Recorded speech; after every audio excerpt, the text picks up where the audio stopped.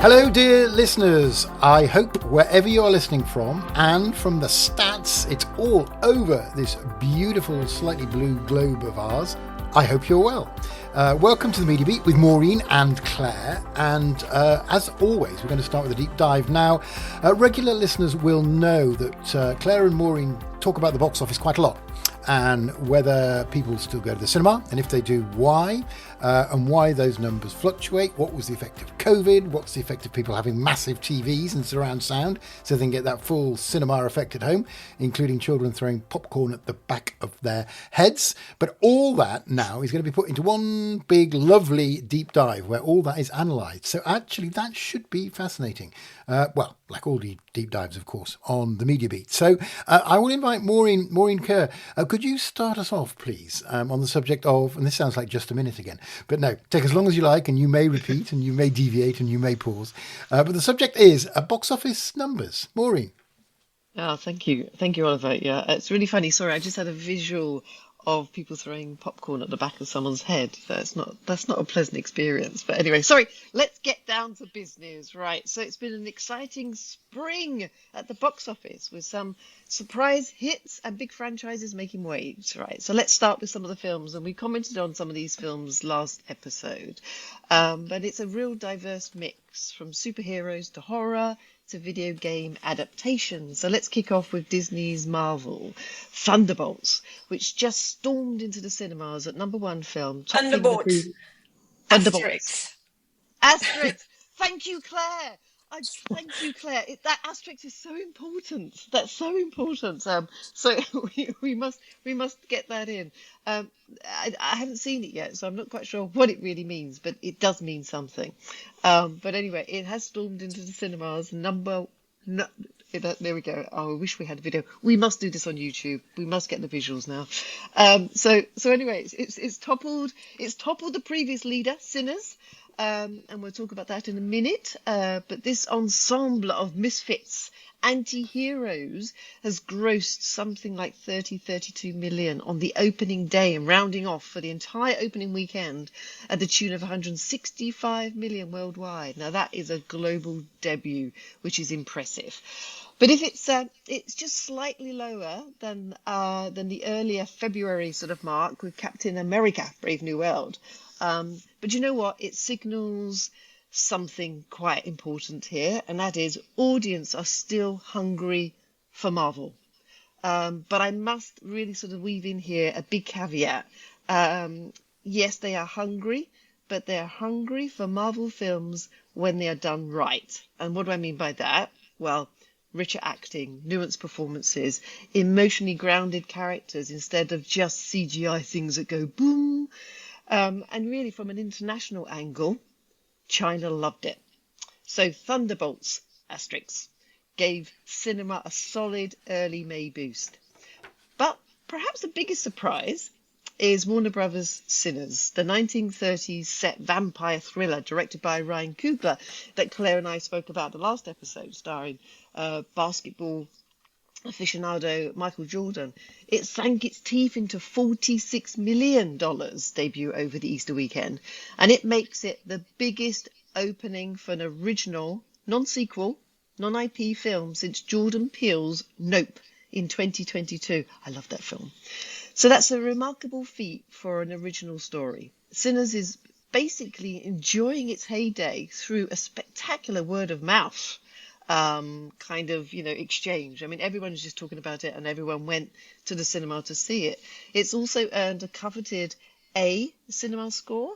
That's the first A for a horror film since Aliens in 1986, way back 1986. In short, Sinners is a bona fide hit that proved audiences will show up for fresh, well-made stories.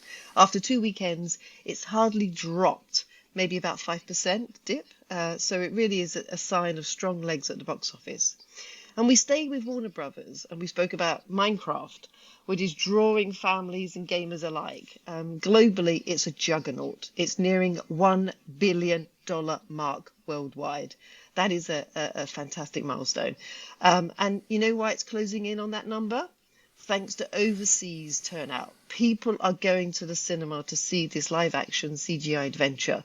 It's been described as a perfectly calibrated light entertainment, a video game that encourages creation instead of just uplifting capitalism. Now, that's a small victory in 2025. So anyway, while Minecraft might not have broken records in the opening weekend, it's certainly becoming a long-term player, stacking up big numbers. Now, why am I mentioning all these numbers? Well, there is some, kind of like wonderful thing out here that's going on for the cinema industry. So all these hits really do suggest something. The bigger story here is a rebound not only in the US domestic box office, and Claire can challenge that in a minute, but also in Europe. Remember a couple of years ago, we were like doom and gloom, wondering whether cinema would ever get back to the pre-pandemic levels. Well, they're kind of doing a good job in 2025. There are some shoots of and some signs of real recovery. So the domestic box office in the USA, I'm just sticking with the USA at the moment, but there are other numbers in Europe. They're grossed around 2.5 billion as of early May. To put that into perspective, that is double digits, mid-teens higher than the same point in 2024. Now, of course, 2024 showcased a resurgence of more family friendly films like Inside Out 2, Marina and the like. But we're not really seeing similar films. We're seeing a more diverse range of blockbusters in 2025. Well, anyway, more tellingly, 2025, I really do believe, is closing the gap on the pre-COVID year, which was 2029. We're not quite there yet. We're probably adrift about 10-20% for the comparable sort of figures for 2029. But that's a heck of a lot closer than we've been in recent memory. So anyway, what's driving this rebound? Well, a few factors. One of them is there's just a steady flow of content now. Studios are largely catching up from these pandemic levels, and the 2023 writer strike is a little bit of a historical sort of back over there. But we're also seeing a nice mix of franchise tentpoles, Marvel, DC, Mission Impossible, which will be coming up soon for the summer, and these original breakouts like Sinners. Audience are really showing up for a variety of genres. So family films, Minecraft, horror, Sinners, Until Dawn. And then, of course, we've got the action film Accountant 2. And of course, the superhero film Thunderbolts, which means the appeal is broad. So anyway, we're not completely, as I say, back to the record-breaking heights of 2019. So we're not there like the Avengers Endgame. We all remember that, which achieved a monumental success at the box office. Alone, it was shattering records. But year-to-date, 2025 is the strongest box office we've seen in years. Cinema owners must be breathing a sigh of relief to see attendance trending up. Anyway, another note, and I'll be very quick as my last point here. I think we need to sort of put this in context for cinema as in an industry which is global. Now, Marvel's Thunderbolts asterisk didn't just rely on US audiences. It launched day and date in 52 overseas markets. By Friday of its opening weekend, it pulled in about $47 million overseas. So one of the top markets in particular, which is notable, guess what, was China.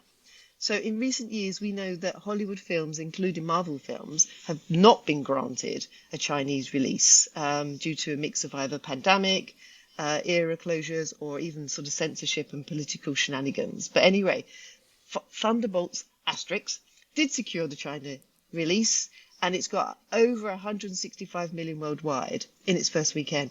Now, if you were to strip out China, that would not be a number that they could have reached. And guess what? Let's remind ourselves that Hollywood tentpoles, if they didn't have access to China, they would not be able to add tens and tens and tens of millions to their bottom line.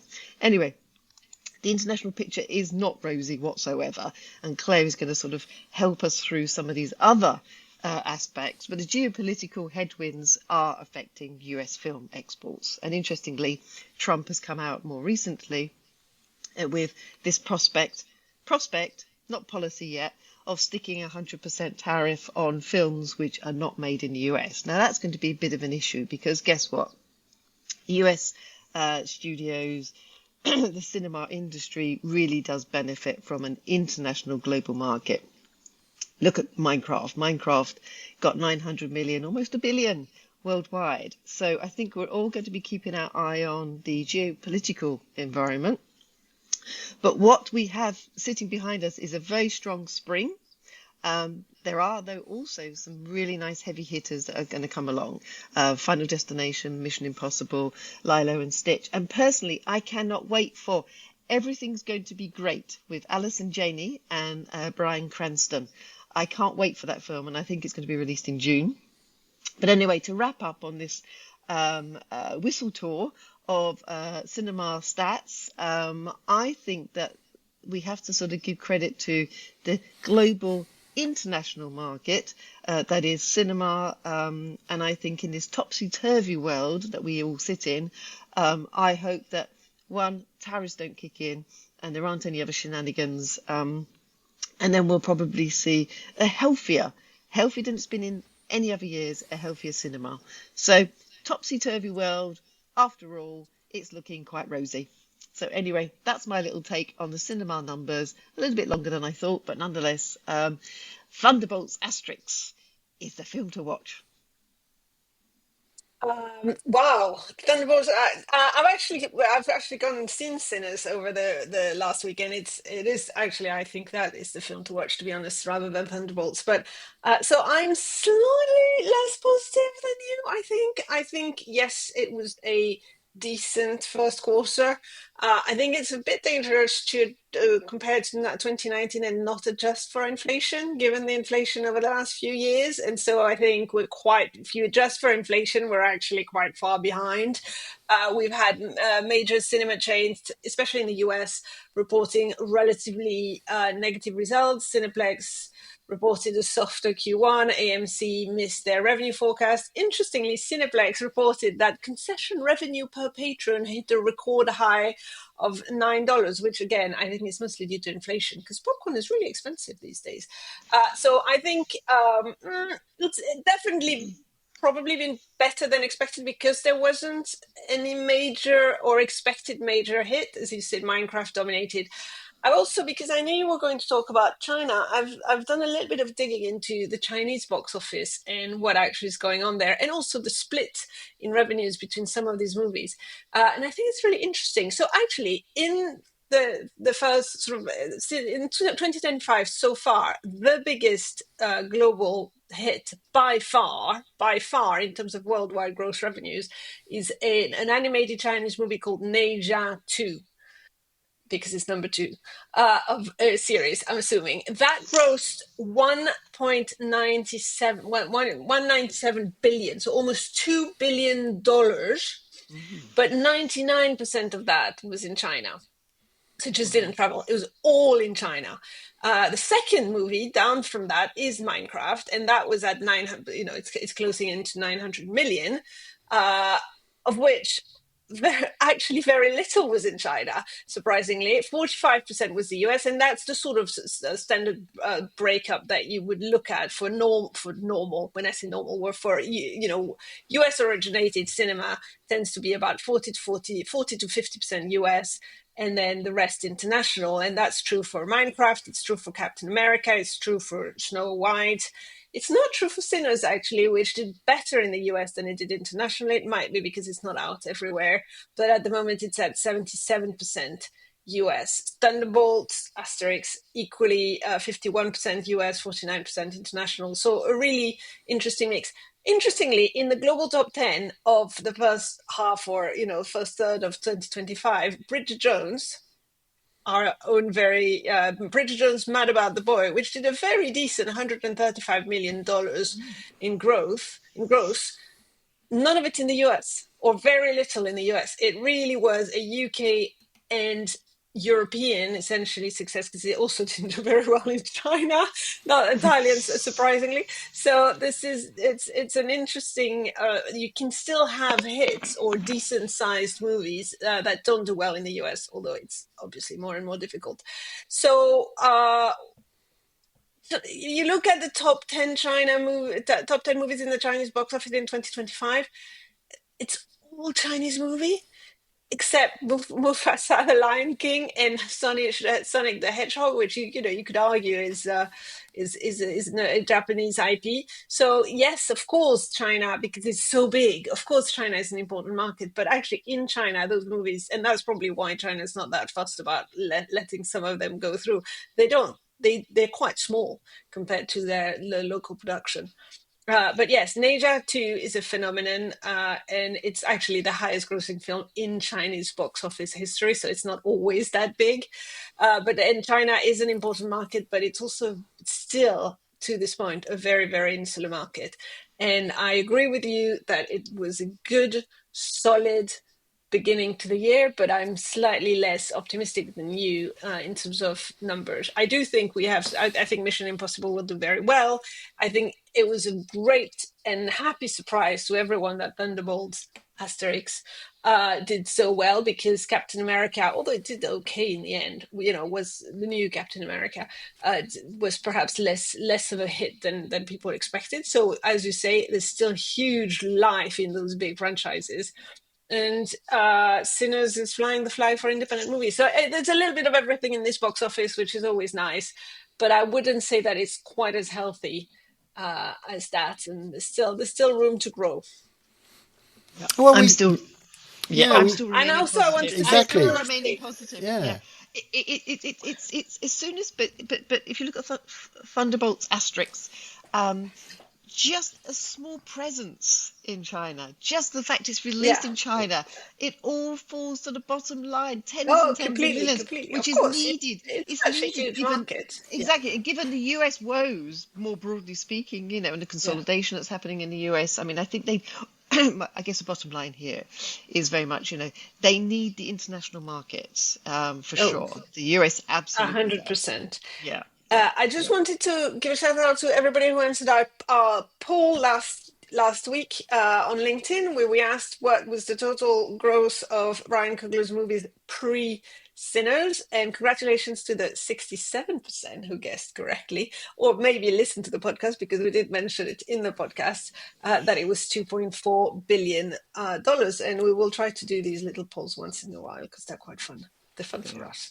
They are indeed. And to show how intelligent and informed our audience is, particularly those who listen to you guys the most. I think that came across clear from the numbers. The people who listen the most know the most and are the most attractive. It was when you said Marvel, the Marvel thing with Asterix at the end. I thought that was a mashup between Asterix, the erstwhile Gaul. You have to watch the new Asterix thing on Netflix. It's amazing. It's brilliant. But but there's an Asterix, because actually, well, I won't spoil it, because no, we haven't got time. We haven't got time. Don't spoil it. Don't spoil it yet. Yeah. Don't spoil it, because people need it. People need the Asterix. Yeah. People need the Asterix. A sentence I didn't expect to hear. What a fabulous deep dive that was! So much packed in, Maureen. Well done. And a great counter. Claire, we like a little bit of disagreement between Maureen and Claire. So we've got a slightly more optimistic view from Maureen, a slightly more pessimistic view from Claire. Any time will tell when how the box office will do in the coming months, and whether that live experience of watching a new phenomenon together on a massive screen is still something that human beings want to do in the second quarter of the 21st century. Thank you very much both for that. That was brilliant. We now move on to, of course, as day follows night, it's in the news. And three great stories for you this time. We're going to start with Claire. So Claire, you're going to demystify a new phrase which I'd never heard of before. But of course, you're ahead of the curve, as ever. That is the hallmark of the Media Beat, always ahead of the curve. Finsyn, Fin, capital S-Y-N, Finsyn. What the devil is Finsyn, Claire, and why is it so interesting and important, and why are people talking about it? It's actually quite old, Oliver. It's the name of a role, and we talked about it very briefly. Although I'm not sure we called it the Finsyn rule. We referred to it when we were doing our episode about vertical integration. The Finsyn rule is really the financial interest and syndication rules, which were a set of regulations that the U.S. Federal Communication Commission and the FCC put in place in 1970. And then they were cancelled in 1993. And essentially, those rules gave some restrictions to the three major television networks at the time: ABC, CBS, and NBC. This is a time, young listeners, where there were only three channels that people would watch, and the problem was that those three channels were getting so much power that they felt that the FCC felt that we were getting to a monopolistic situation. They wish today that this was the case. Obviously, it isn't. In order to encourage diversity and innovation, they created those two main restrictions. The first one, financial interest restriction, which basically means that the network could not own the programs that would be shown in prime time. It was really limited to prime time, but we talked about that. Prime time is the time, the big shows, the 9 p.m. shows, etc. So that was the first thing. So they had to create an industry of independent producers because they couldn't produce the shows that they would air in prime time. And then the second and very important rule was the syndication restriction. Now, syndication in the US is what we in the UK call program sales, and it was basically reruns. And the networks, those three big networks, were forbidden to profit from selling the programs to other stations for reruns. And reruns are huge in America. They're huge everywhere, but they're huge in America because a lot of the cable channels and the affiliate networks in the US, which are small local channels, they live on reruns. They have 2 hours of live programming in the morning and 2 hours in the evening, and the rest of their programs are reruns. And so it created an enormous syndication market, which was selling lots of shows, and it really pushed those really long running shows because reruns tend to be daily. The local stations wanted things that had over 100 episodes. Over 100 episodes, basically 5 years. So any show, because there are 22 to 23 episodes, 4 to 5 years in American volume. So suddenly, everybody wanted to get over the 5-year hump because it meant you could go into syndication, and for these independent production companies that was a lot of money. Anyway, the Finsyn rule disappeared in 1993, and we moved into what we now know, which is an era of very, very strong vertical integration in the US. But the reason we're talking about it today is that it's come back in the news because John Voight, who's about 90, is Angelina Jolie's dad, and he's an actor, and he is also Donald Trump's ambassador to Hollywood. And in the wake of the discussion that Maureen refers to, where Donald Trump unilaterally decided to potentially, maybe, possibly, although not sure, put 100% tariffs on something, but we don't quite know what. John Voight has come out and said, well, maybe instead what we could do is go back to the Finsyn rule, because what is happening, and he's not wrong, what is happening is the streamers in particular have way too much power, control way too much of the inventory, and they've basically blocked the entire rerun market because they buy all rights in perpetuity and forever. Now, obviously, the syndication market doesn't exist anymore because everything's on streaming. So it wouldn't be the Finsyn rule. But the idea that you might be able to put some restrictions around the rights that streamers can buy from independent production companies, and to put some quotas effectively in place for the streamers to have to work with independent production companies, it's an interesting one. It's kind of hard to know exactly who has the power to put it in place, and that's very much still up in the air, and how it would be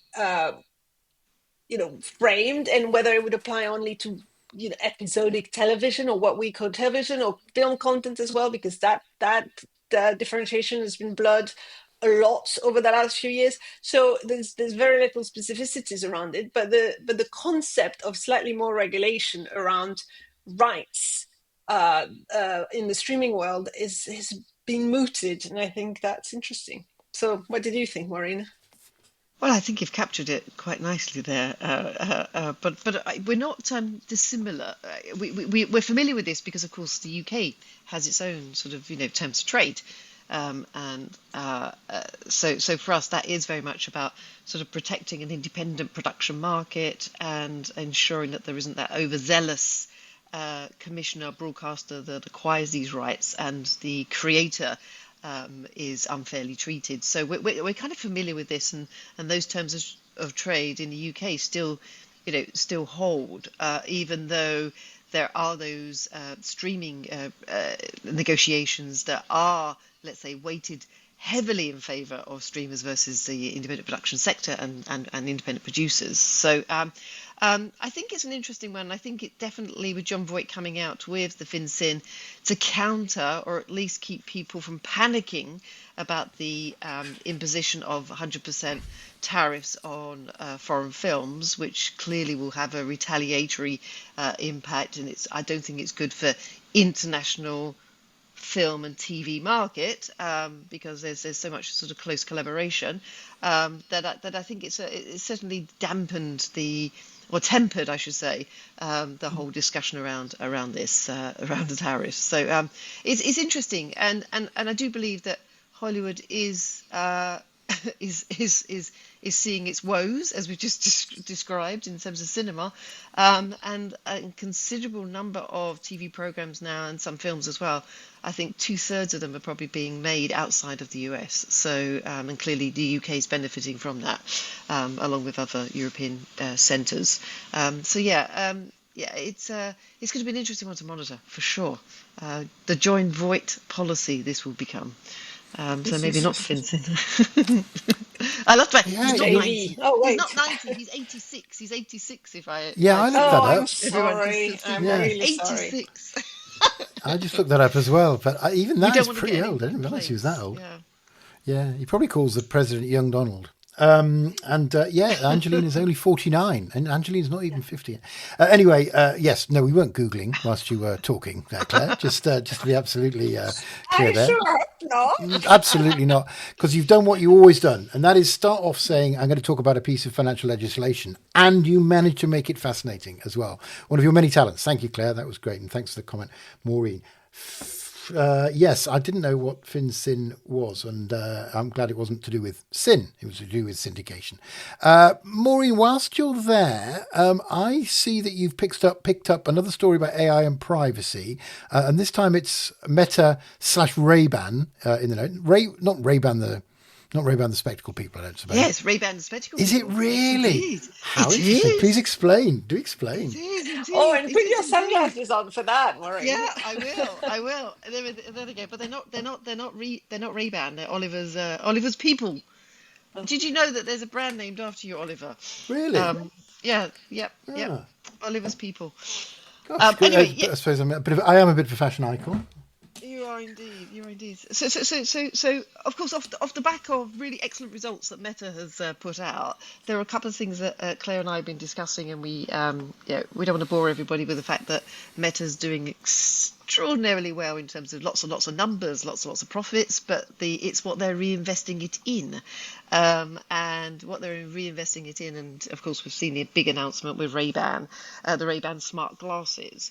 The glasses are out. People are buying them. They're extraordinarily expensive, and I can't wait to see them in Europe. I haven't actually picked up a pair. I haven't picked up a pair yet.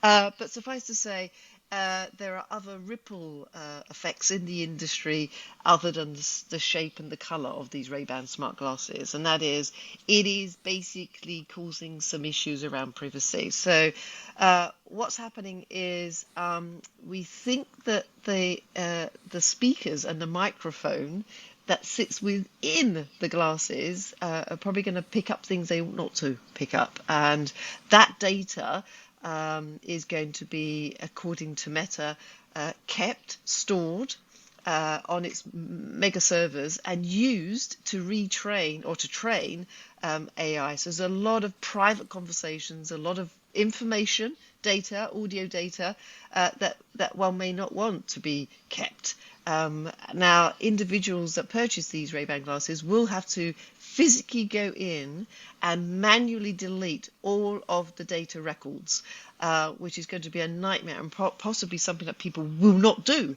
So this is causing some concerns for sure around privacy. So that is something that Meta will need to look at more carefully, and I think also pundits or other individuals who are purchasing the Ray-Ban glasses will need to seriously think about what is happening to their data. But that is not the only company that's causing some fracas in the world of privacy. Perplexity also has boldly, unashamedly unashamedly announced that its new Comet browser will also probably in some form of let's say criticism here be overstepping the mark and just a little bit of an overreach.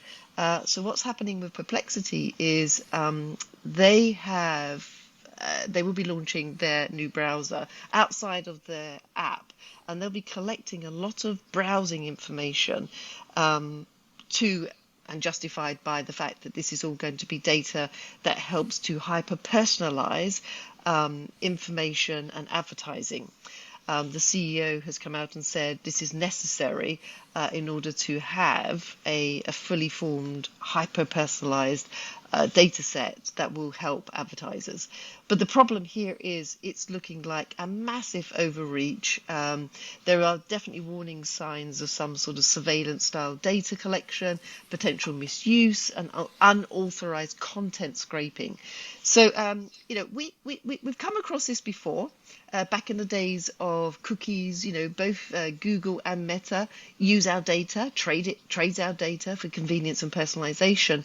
But the situation looks like it is a little bit of an overreach from Perplexity. So they have to come out and probably justify to probably the European regulators what exactly they're doing and whether or not they are in any way in breach of GDPR rules or other data laws. So it's overreach on both parts, completely different though. One's desktop browser app outside of their own app, and the other one is a pair of spectacles. So really interesting concerns now that are all around AI, all around data, all around hyper personalization, which we all saw as being a benefit to AI, but clearly this is muddying the waters a little. Yeah, I think what we're having here is we're paying AI with our privacy. That's the cost. That's basically the trade-off, and you're absolutely right to reference cookies because it's the same trade-off except more, because and it's all in the transparency. And if you know that we're clicking on all these annoying pop-ups saying you now have cookies, do you wish to proceed? That was an attempt. It's very disruptive, but it's an attempt at making people really understand all the times that they're being monitored. And a lot of the criticism, because in both cases, the user makes a choice. You can choose to buy the Ray-Bans, which, by the way, are completely available in Europe. Maureen, so I'm surprised you haven't picked them up yet. But maybe you're concerned about your privacy, or you can choose to use the Perplexity browser, and you may want to do this because it gives you access to information that you wouldn't have. The problem is the transparency. And I think a lot of the criticism is that you'd had to dig quite hard to find those policies well explained and in a way that people can give informed consent. And I think we're going to enter an area where informed consent is going to be a much bigger issue. The specific issue around the glasses, though, it's that it doesn't just record you and what you say. Obviously, it records everybody around you and what they say, and so you may not at all be happy with what you say being recorded, and you may have very different views on piracy and privacy than the people standing next to you with the Meta glasses, but you may not get a choice, and that's yet another level of issues. So yes, I think really interesting. A story, I'm just paraphrasing Oliver here, a story that will run on and on, but it'll be really interesting to continue to monitor it. Yeah, no, indeed, absolutely. Thank you very much. Yeah, I guess it's a really brilliant one because I suppose we're all being captured on all sorts of things, CCTV, etc., etc., etc. So, mind you, I would be very surprised if anybody was interested in my tedious life. But anyway, it is a concern for people. Let's move on. Next story. Right. Okay. Blimey. Disney again. So Disney results. This is a Claire story who's moved very swiftly actually to the Magic Castle, which is Disney's HQ, of course, and in Abu Dhabi. So she's reporting from Abu Dhabi right now, whether it's 45 degrees. She's still maintaining her cool, as you might imagine from Maureen. So things happening at Disney, results, Abu Dhabi, more international productions. What's going on, Maureen? It's Claire. but that's fine. I am also Oh, yes, it cool. is. And I I am do also, apologise. it's always Maureen reporting on Disney. It's It normally always is, Maureen going to yes. Disneyland, and I I didn't was like, even read this the is my script, yeah. time. This is Oh, me. I'm so I want to sorry. go to Good Disneyland Lord. too. Exactly. It's Claire's allowed dear. to go. I can do it too. I'm doing the Disney results I won't do it as well as Maureen for sure, but I will try very quickly because we're already we're being chatty today. Disney Q2 2025, good results, strong financial performance, revenues rose, earnings per share increased by 20%. They surpassed forecast. Net income for the quarter also increased significantly. A few interesting comments. Disney Plus added 1.4 million subscribers, which I think people were quite surprised by, and nobody quite expected that jump. Everybody was sort of expecting flat subscriber growth, but actually no, they did really well. And Hulu also increased 1.3 million subscribers.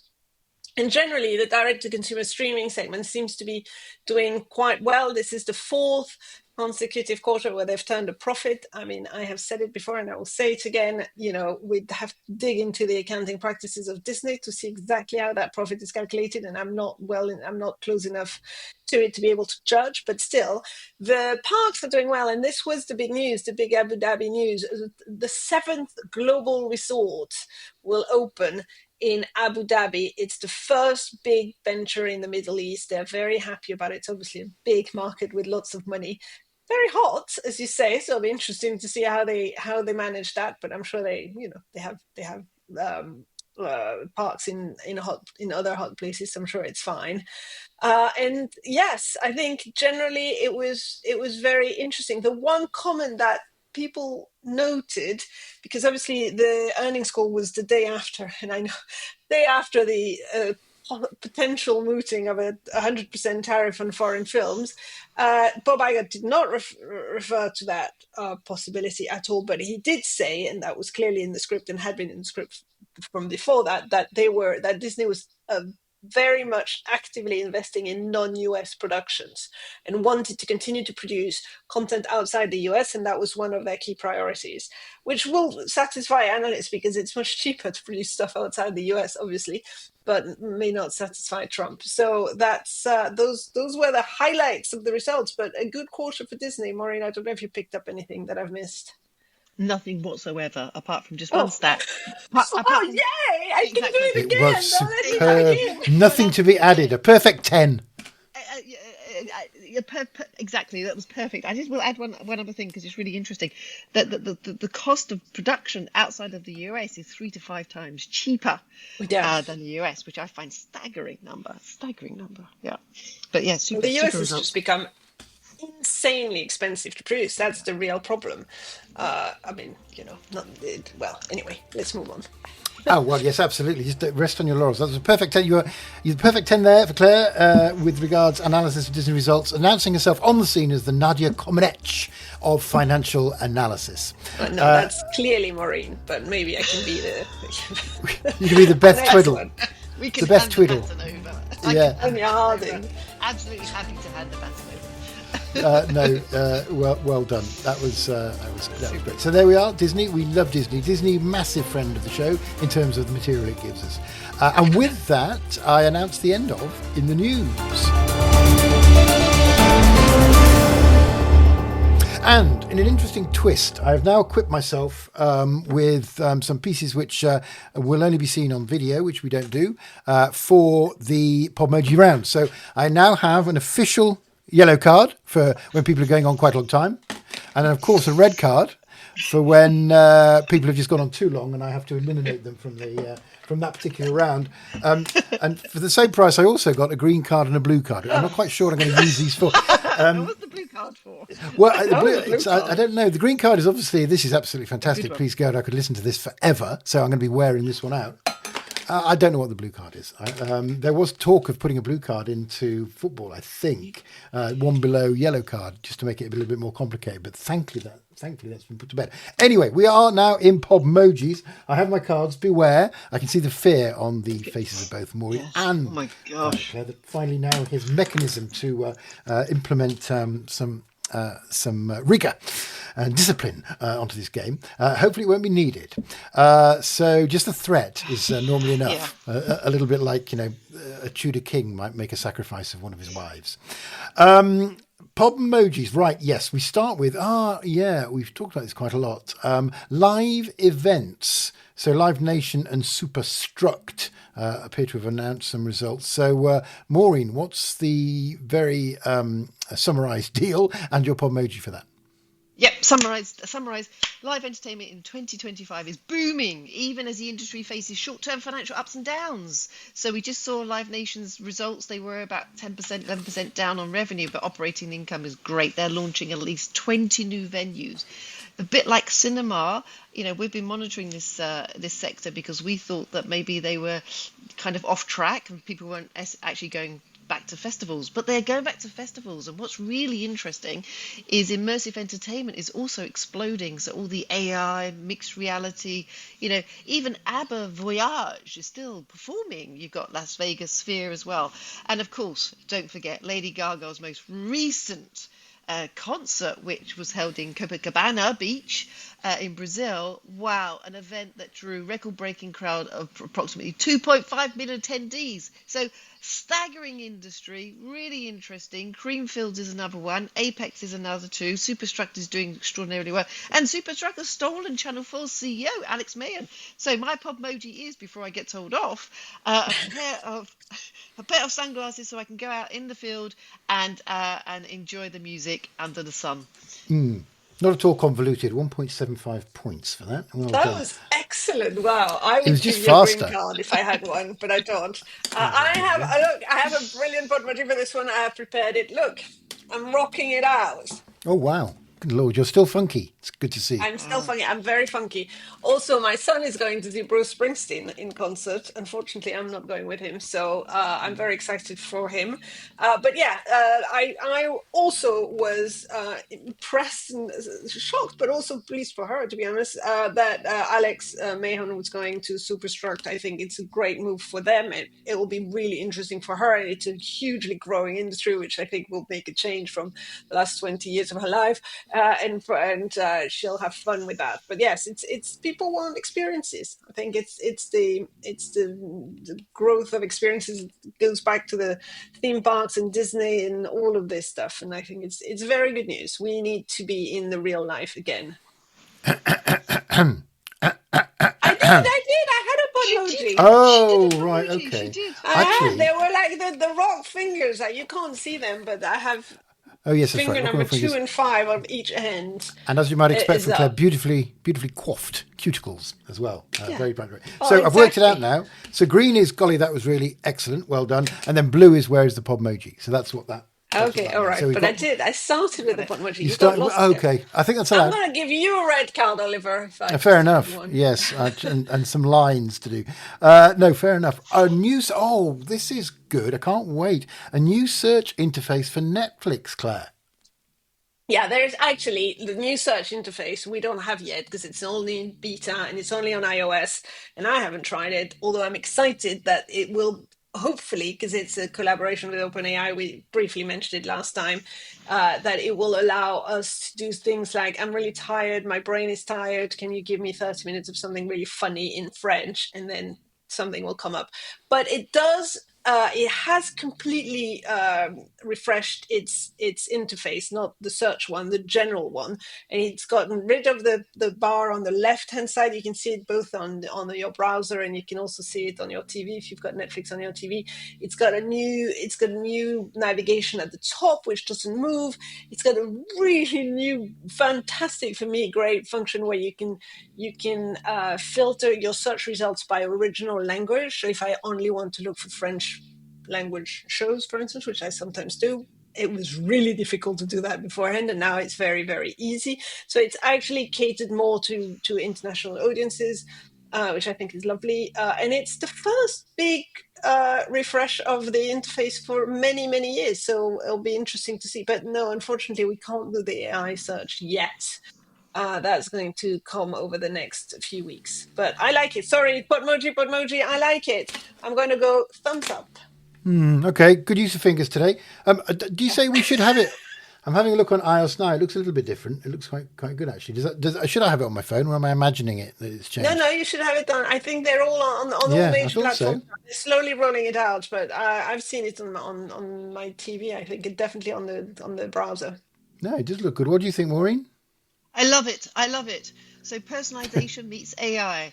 I truly love this. I love the idea that I can ask for some recommendations, using this or tapping into natural language. Like, I like a scary movie, but it can't be too scary, please. So I love it. I think they're doing a great job. I think this is what we should have seen a long time ago, at least five years plus. So love it.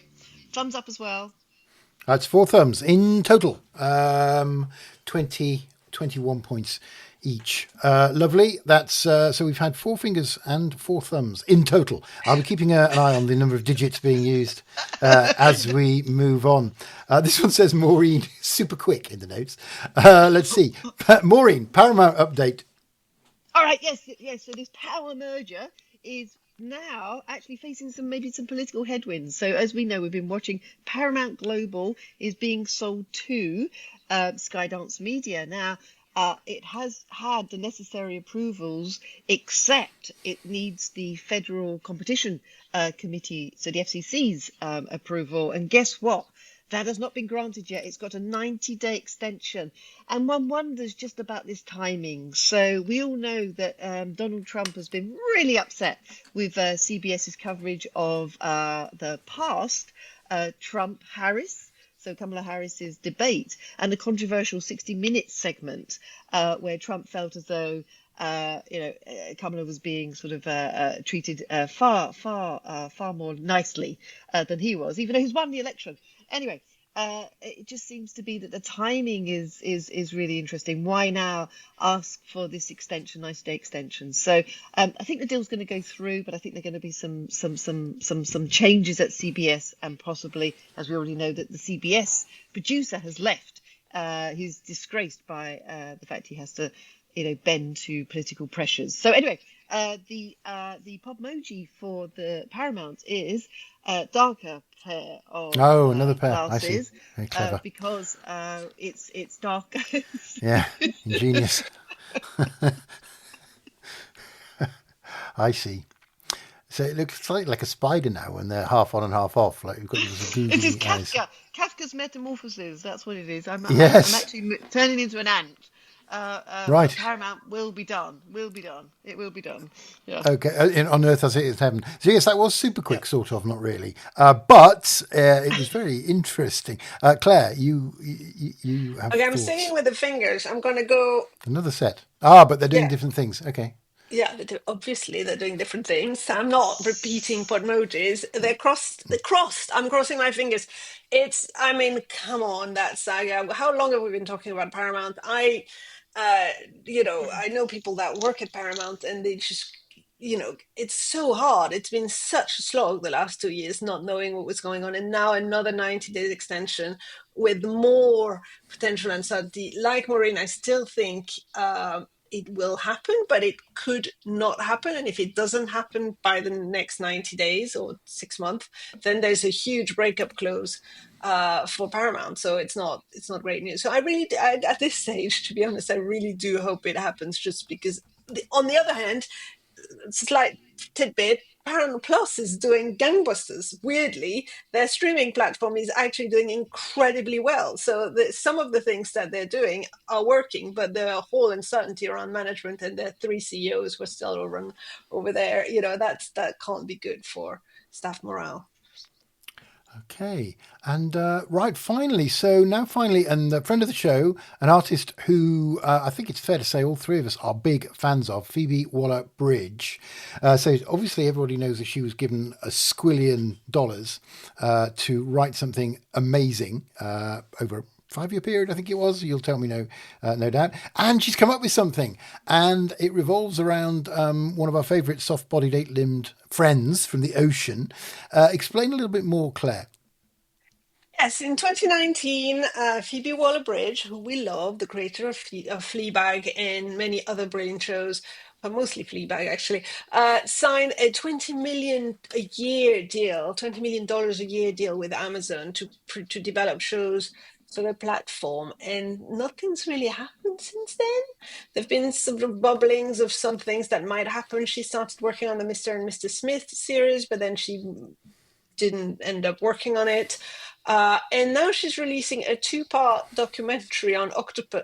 I think you're supposed to say octopi, I think right? that's the Rather than plural, yeah. octopuses. I think so. No. No, Octopus no. and Really? octopi are the same. However, I checked. Nothing says undersea authority like a woman Googling Latin versus Greek grammar at 2 a.m. in a dressing gown, holding a glass of wine and half-eaten fish finger. So Excellent. This is a very good. I'm very impressed by that. So I think the general narrative around the octopus documentary, I'm not going to try to make it plural, is that it's great, and I haven't watched it, but I will watch it, and apparently it's lovely and very funny and very well done, and you do learn a lot of things about octopus. I can't not say it. Octopuses is fine. And then Tracy Morgan is in it, the US comedian who apparently is a huge fan of octopuses. Octopuses. Anyway, Yes, it the point is. is, Right. it feels like quite a small show for $100 million deal, and people are wondering whether there's anything else that's coming out. But I suspect she is working away, and is something brilliant is going to come. So my Podmojis is obviously me being an octopus in the sea. But Yeah, I only have 2 fair. arms. But you have to imagine that there are many others. Fair. 4 fingers, 2 arms. Beautiful. Could you do that again? Actually, that was very good. It was because you know, yeah, that's excellent. By the way, I haven't seen Phoebe Waller-Bridge's Octopus documentary, but I have seen My Octopus Teacher, which is a completely bonkers documentary on Netflix that won the Oscar for Best Documentary a couple of years ago, and you should watch it. But it's very weird. Because they've got neurons and nerves, most of them in the tentacles. They can act No, sort this of. is mostly about a deep sea diver falling in love with an octopus. Oh It's no, that's not very right. odd. That's not right. No, odd. that's he's a wrong one. No, you don't want that. No, they sort of move independently even when they're chopped off and stuff, which is creepy. Maureen. I love her. She's great. And octopuses. If you were to say octopi, people would just say you've been pompous. But nonetheless, they are both. You're allowed to use both. So anyway, I mean, of course, it's so unexpected that this is what is now being shown after sort of 5 years. But I'm sure it's going to be great. But it's no different. I was looking up other odd. Other people have done odd stuff or have done something completely different, and I've got three citations here. So Carl Penn joining the Obama White House, Frankie Muniz, racing car NASCAR, Macaulay Culkin starting a pizza-themed Velvet Underground band. So let Phoebe. Let Phoebe. Yeah, but did they all have $100 million deal from Amazon? That's what I want to know. No. But let Phoebe have her Attenborough era moment. Long live the lump suckers. Absolutely. Is that a band? Is that Macaulay Culkin's band, the Lumpsuckers? And oh my goodness, a pair of glasses. Right. Okay. And in what convoluted way? She's just nodding, basically. They think, where's my card? That's unfair. Almost a red card. No, it's very good. Sunglasses. Yeah. Oh, okay, fair enough. What can I call it? Sunglass emoji. Anyway, right. Well, that is a weird one, but Sophie is fabulous. There's very few. Phoebe, not Sophie. I was thinking of someone else. Phoebe. Very few comedians can do sort of pathos like she can. The tears of laughter and of sadness. Anyway, I look forward to Ben Stiller's documentary on the honey badger, which no doubt will be coming out soon. I would totally watch that. Yeah. Honey badgers are awesome. They do not give an F. So that is great. We're there. We've done it. And again, gosh, I thought we didn't have enough to fill the time we have. You've been magnificent, may I say. We've covered all sorts of stuff. I've learnt loads of things. Another deep dive, which will go down in the annals as a classic. It only remains for me to say thank you very much and goodbye, Claire. Thank you very much, Oliver. You did wonderfully. I love the cards. Thank you. Yes, 15p, free postage off Amazon. Fantastic. And how do they make their money? And goodbye also to you, Maureen. Thank you, Oliver. Thanks, Claire. Yeah, marvellous. I love the cards too. Until next time, stay media savvy, people, and see you on the next one. Bye-bye.